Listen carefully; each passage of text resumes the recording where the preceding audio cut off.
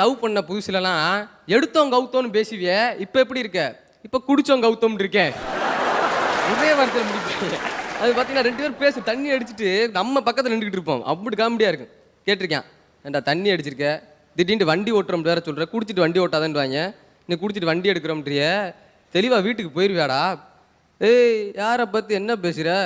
எனக்கு இந்த 2 ரோடும் எவ்வளோ கிளியரா தெரியுது தெரியுமா அப்படின்னு இருக்கான்.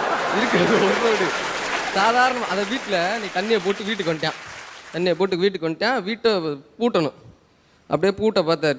பூட்டுறதுக்கு கதவுல மோதுறான், செவுத்துல மோதுறான். பூட்டில் மட்டும் சாவி போகலை. அப்படி கதவுல மோதுறது, செவுத்துல மோதுறாரு. ஆடுன்னு ஆடுறாரு.